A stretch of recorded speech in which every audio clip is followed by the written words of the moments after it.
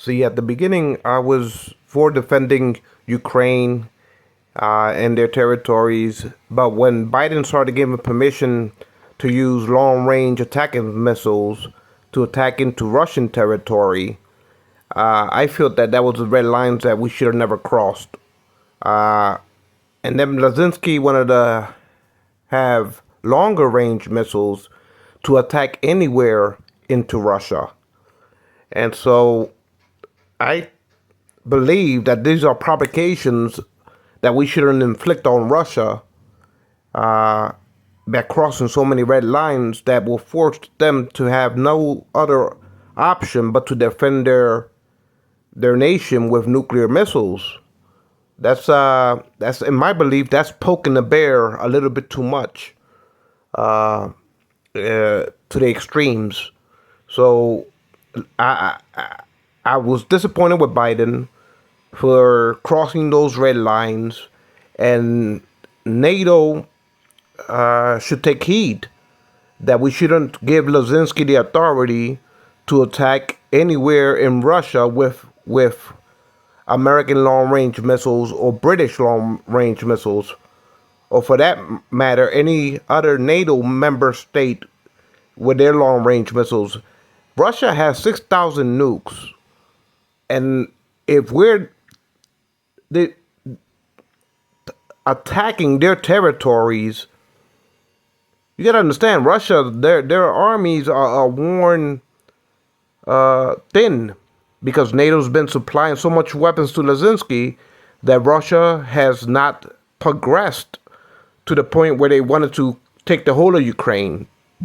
So Russia has been bogged down in the eastern parts of Ukraine with the territories they annexed from Ukraine. So all of that was in great measure from the weapons that America and America's allies, NATO, has provided Lazinski with. So I truly believe that we could have helped Lazinski liberate his country without having to drag the whole world into a nuclear World War III destruction of Armageddon, as far as nuclear mushrooms popping up everywhere around the world in the midst of a nuclear World War III. But for that reason, that's why I was against, from the beginning and to now and forever, I will be against the attempt to attack Russia directly with our missiles. They have 6,000 nuclear missiles. And if they feel that their government is being toppled by NATO directly, that we're attacking them with long-range missiles, that we're toppling their nation and giving them no other option but to resort to their nuclear deterrence, how are we so stupid to commit that type of tragedy to ourselves? Because won't you think that that will blow up in our faces as far as mushroom clouds when you attack or poke the bear too much? You know, you shouldn't be able to place misplaced exuberance like Lazinski trying to get permission for us to give him the ability to attack anywhere into Russia with our missiles. You gotta understand, Russia has 6,000 nuclear missiles, and if we're toppling their nation, and they have no other choice but to have their nuclear deterrence as their savior from being toppled, then who is to blame for provoking and bringing upon a nation nuclear war if we cross so many red lines belligerently? So we should take heed and read the warning signs that we shouldn't go there. We shouldn't cross those boundaries, because the price to pay will be too much to ask of humanity. To drag the world into nuclear abyss is too much for Lazinski to be given that authority to do that under the umbrella of America and NATO. It's a mistake that should have never been allotted to. Biden made that mistake by giving him authority to use our attacking missiles to attack into Russia. And for that, I don't forgive Biden, because he always knew that I stood on the side of not attacking Russia directly, that I stood on the side of liberating Ukraine without having to invade or attack Russia directly. But Biden took my warnings lightly. He took my talents for granted.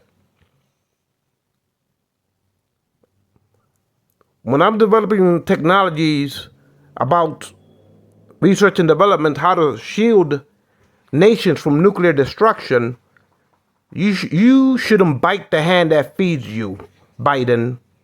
And you bit my hand because you was pushing that doomsday clock ever so closer to 12 o'clock, nuclear destruction. Anybody that works in the United Nations knows that clock shouldn't be pushed to doomsday. And Biden was pushing it to doomsday, along with the Prime Minister of Britain with his shadow missiles, and Biden with his attacking missiles, and Zelensky running rampant, attacking with missile strikes, our missiles, attacking into Russia, pushing the world ever so closer to nuclear war by overstepping his bounds. Because at the end of the day, the world doesn't want to pay the ultimate price for Ukraine or Zelensky, or their misplaced exuberance, or how they think they have Russia on their back heels, and they're going in for the knockout punch with long-range missiles, attacking anywhere anywhere in Russia, in the mainland of Russia. You think if it's like an analogy. Imagine if we were caught in a war with another nation, and that other nation allies gave that nation missiles to attack Washington, to attack the Pentagon with long-range missiles. How will we feel as a country if we're involved in a war and there's an alliance with other nations and they use long-range missiles? They give the proxy long-range missiles to attack us. So missiles start landing in the White House, in the Capitol building of Congress, or in the Pentagon. How will we feel as a country if other proxy factions made it possible for us to be directly attacked with long-range missiles? We will feel like that is an act of war, to the point that if we have to use our nuclear deterrent, that's what we have to do to safeguard our nation from being toppled. So why don't you think that the Russians will feel the same way when the shoe is on the other foot? It's common sense.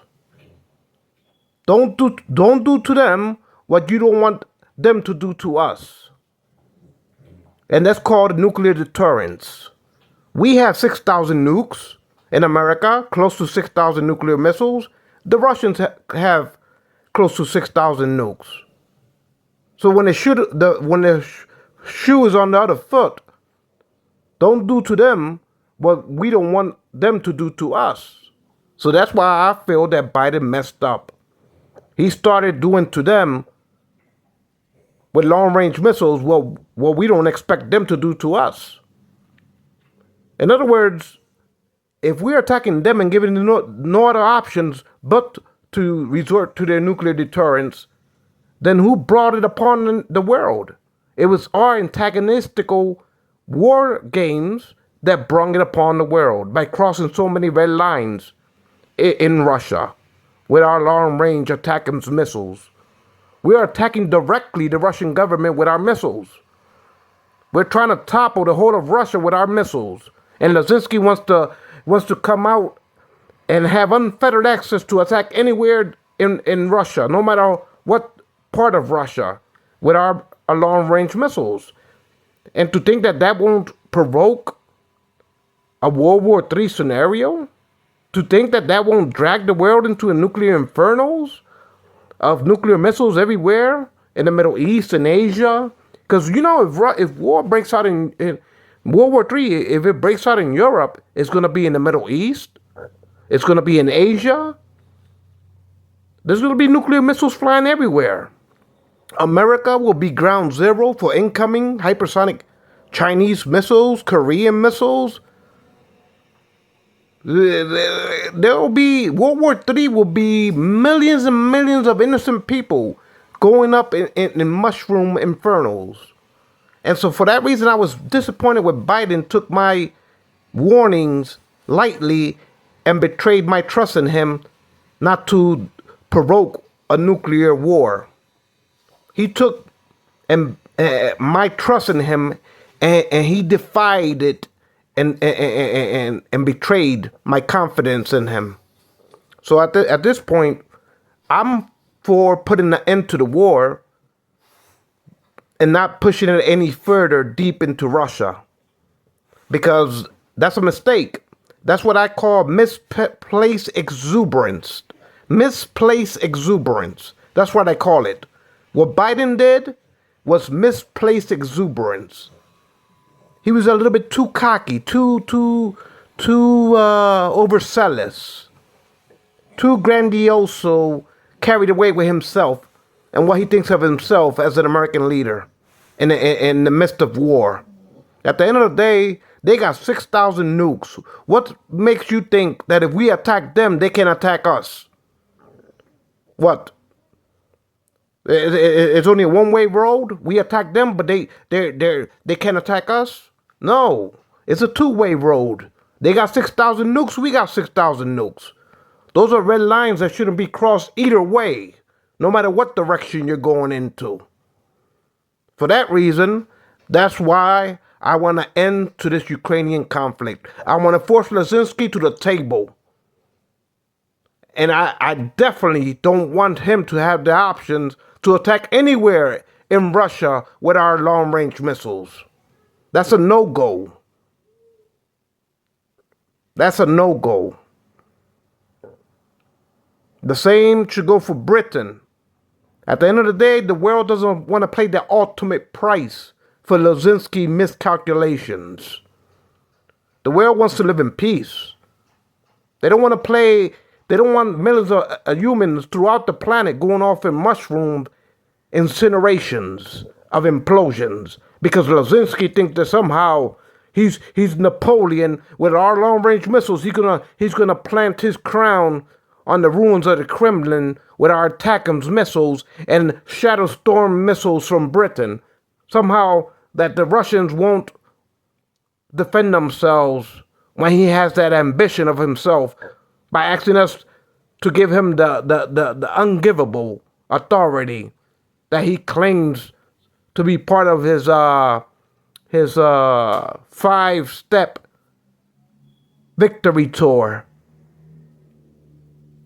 At the end of the day, the world doesn't want to tour around with 5 steps closer to nuclear destruction. So for that reason, Zelensky, the aid that's given to Zelensky should come to a halt. If he attacks anywhere with our long-range missiles in Russia, we shouldn't give him no more authority, no more weapons, no more assistance. The war should come to an end before it gets out of control. If he doesn't know how to defend his boundaries, then he doesn't deserve to be given aid. If he oversteps his boundaries and asks the world to pay the ultimate price of destruction for his miscalculations, then we should cease any supplies of weapons or aid of assistance of military to him.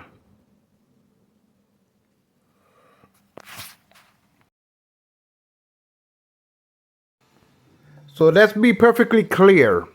America and NATO is using Ukraine and Zelensky as a proxy to destroy the Russian capability of their armies, of the Russian Federation Army. We're using Zelensky to do our dirty work as a proxy, as a pawn in the midst of this tug of war between NATO and Russia. We're using, because we're living in peacetime. In America, we're living in peacetime. In Europe, Western NATO alliance, they're living in peacetime. But it's Ukraine that we're using as a flunky, as a pucks, as a pawn to do our dirty work for us, to weaken the Russian army, to take away the Russian capabilities of their armies. So we're using Lazinski as a flunky to do our dirty work for us while we live in peacetime. So we, as NATO and America, we're enjoying seeing Russia army exhausted, worked to the breaking point, torn thin. We enjoy seeing the Russian army collapse with our weapons supply to Lazinski. So that's why I say misplaced exuberance when it comes to Biden and State Secretary Blinken and the Prime Minister of Britain. They're going a little bit too far beyond what should be gone and not crossed. What should be not played with. Now we're giving long-range missiles to attack deep into Russia and to destroy the Russian, directly destroy their government. We're attacking directly Russia. We're toppling with our long-range missiles Russia. We're basically trying to topple the Russian government by bombarding them into submission now, thinking that somehow they won't use their last resort of defense, thinking that somehow we can laugh all the way to the bank with this flunky Lazinski and the proxy war that we use as a pawn to intimidate Russia with the muscle of NATO and Washington. And somehow Putin is supposed to take it lying down, and the Russian army is supposed to take it lying down. What makes you think that they're that fucking naive to take it lying down? I think this war games of this proxy Ukraine has gone too far. Too many red lines are being crossed.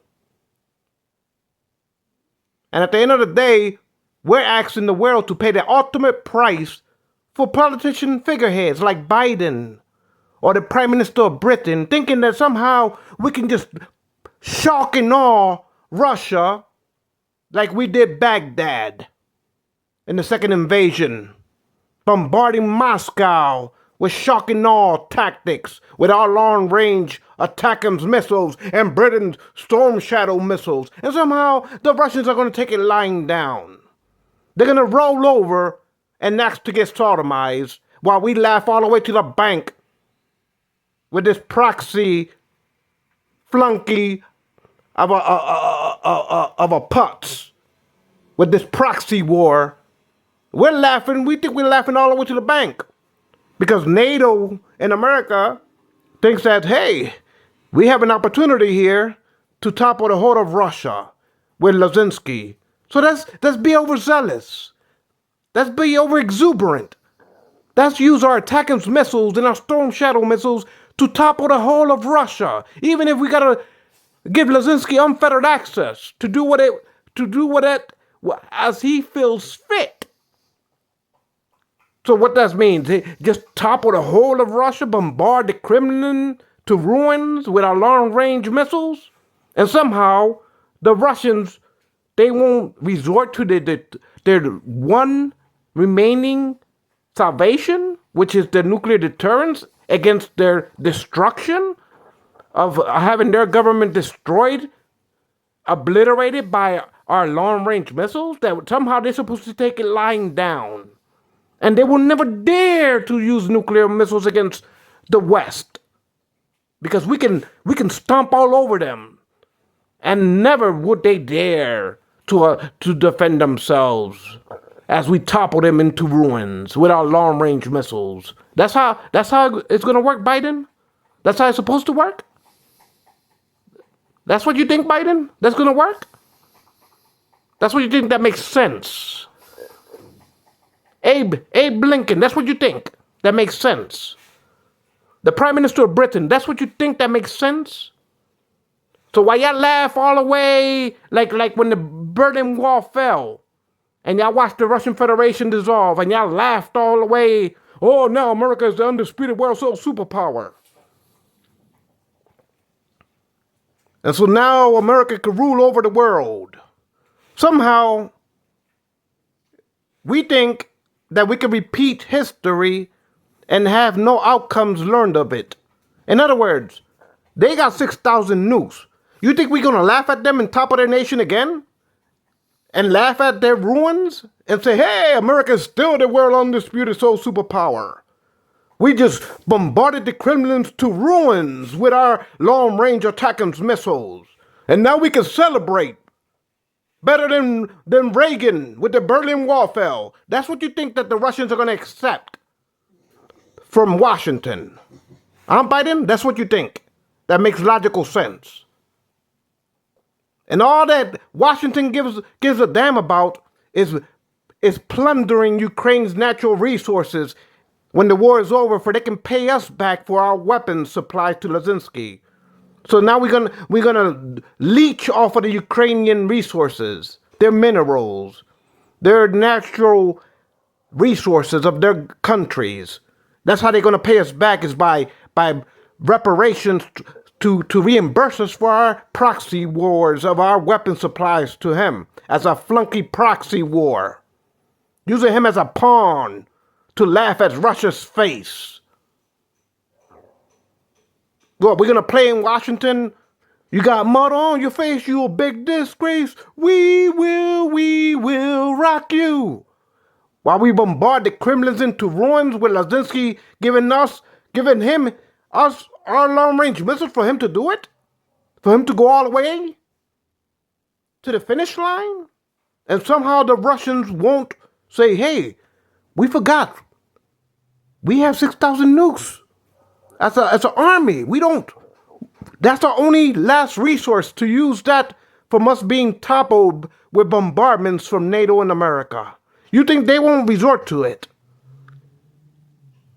If we try to obliterate their nation with our TACMS missiles and our Storm Shadow missiles, you think they're going to take it lying down like Saddam Hussein in shock and awe? We're going to shock the Kremlin like we did Baghdad. And somehow the Russians are going to take it lying down. They're going to like it when we sodomize them. They're going to like it when we molest them and their government. They're going to like it when we fuck them to destruction. That's what y'all think in Washington. Does that make sense to me? No, it doesn't. Because at the end of the day, if all they have to resort to their defense is nuclear stockpiles, then what do you think will happen when we give them no other choice but that? So that's why, Biden, I'm so disappointed in you when you betrayed the trust that I gave you. At the end of the day, you crossed too many red lines in my book. And you're out of bounds. Game over. The same for Prime Minister of Britain. At the end of the day, the world doesn't want to pay the ultimate price of destruction by y'all misplaced exuberance. There's things that makes logical sense as reality. And it's that they have 6,000 nukes. What makes you think we're going to sodomize them and bombard them to death and topple their whole government with bombardments of missiles, and somehow they will not respond in kind? Are y'all idiots? Are y'all not naive buffoons that don't have a common sense of wits to understand the art of war? And Sun Tzu, if he was alive, he would say the same thing, that these are red lines that shouldn't be crossed. These are lines that are playing with doomsday of nuclear destruction on this planet, of all humanity. Those are not prices that I want to pay, neither does the rest of humanity, with this putz, this pawn, this proxy you call Lazinski, NATO or America. These are war games in your books? Then y'all should know logic if it's war games. Y'all should know where y'all stepping at. Y'all should know the ticking of that nuclear destruction of that clock when it hits doomsday. And what makes y'all think that y'all should tip the scales and push that clock all the way to doomsday as Prime Minister of Britain or Biden in the White House? What makes y'all think that y'all can antagonize that clock that close to destruction? At the end of the day, we know what we're doing with Lazinski. We're using him as a putz, a proxy, a pawn to do our dirty work for us. The same as NATO. They're using Lazinski as a putz, a proxy, a pawn, a flunky to do our heavy lifting for us while NATO in America is in peacetime. We're enjoying seeing Russia collapse. We're enjoying seeing the Russian Federation dissolve as far as their military being torn and worn thin to the breaking point of being conquered. So that's why we feel that we can attack them with long-range missiles and nothing will come out of it. That we can attack all the way and bombard the Kremlin with our long-range missiles and raise them to the ground and nothing will come of it. That somehow they don't have wits to say, oh, we forgot, we had 6,000 nukes. Why we never used them? That somehow we're going to treat Moscow the same way we treat Baghdad with shock and awe tactics? Seeing our long-range missiles raise the Kremlin and Moscow to the ground and somehow, we laugh all the way to the bank?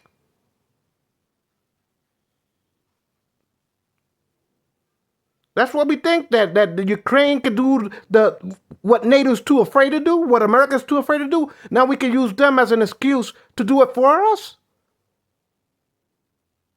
To topple the hold of Russia and somehow they're going to take it laying down. They're going to say, hey, sodomize us.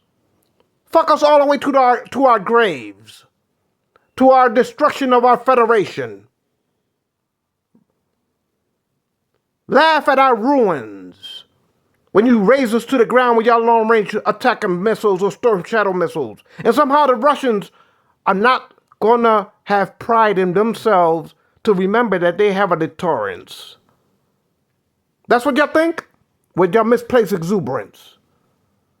That somehow we can use this flunky, Lazinski, to repeat history for us. That this is going to be a celebration of a second celebration of the Berlin Wall falling down with our long-range missiles. At the end of the day,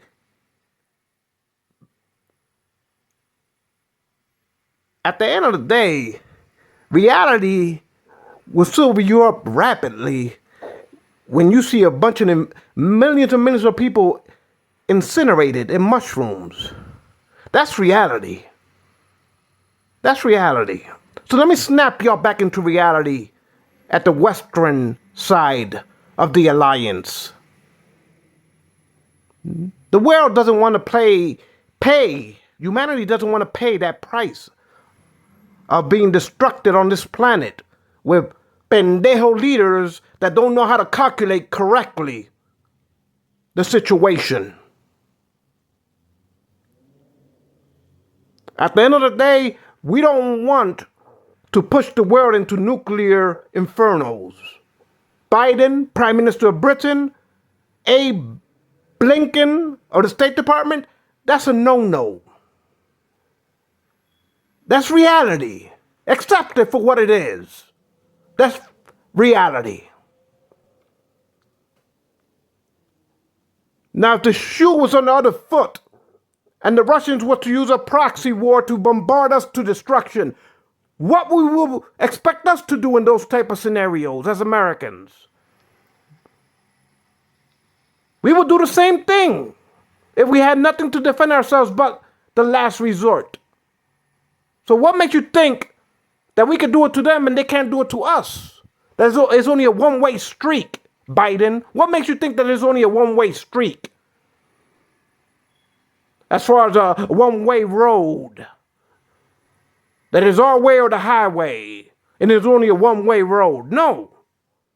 If they were to use a proxy flunky like we're using Lazinski as a proxy war, let's say the shoe was on the other foot and America's fighting a war and the Russians and another military federations or unions like NATO was funding weapons to this proxy to attack America, to destroy America. Let's say the foot was on the other, the shoe was on the other foot. And there was a military alliance ganging up against America, bombarding America into ruins. And we had the only deterrence we had left would be our stockpiles. When we resort to defending our nation, if it was being ganged up against, that's what NATO is doing in America to Russia. They're ganging up on it with this proxy war. Misplaced exuberance with long-range missiles directly into the Russian Federation. At the end of the day, we're ganging up on Russia, and we're laughing at their destruction, their collapse of their government with our attackums deep into Russia. What makes you think they're going to take it lying down? What makes you think they're going to roll over and let themselves get sodomized while we're laughing, saying, we did it with a proxy Lazinski as a putz, as a pawn in our chessboard. Ha ha ha, we won. Checkmate, ha ha. That's how it's going to work. That's how reality works. Somehow the Russians are not going to silver up and say, hey, we have no other choice but to use our stockpiles.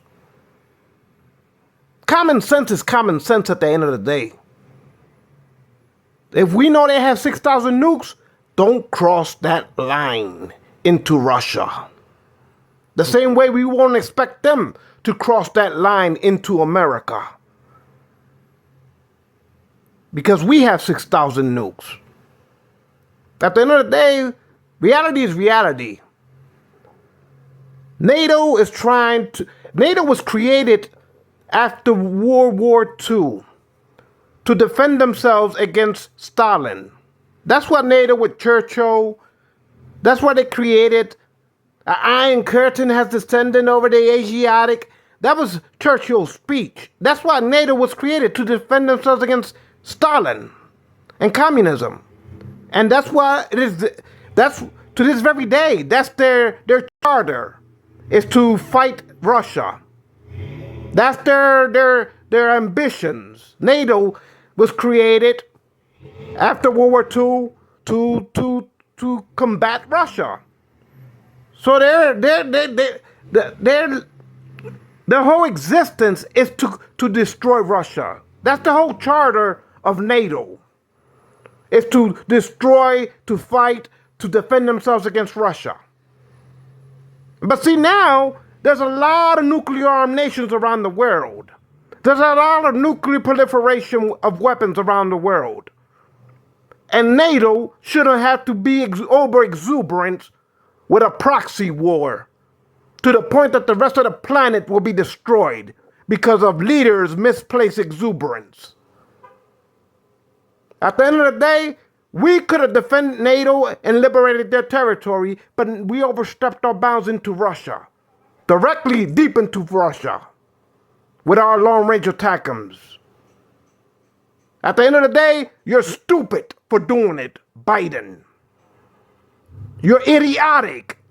Makes me think that you got dementia or Alzheimer's. You're not up there, clearly.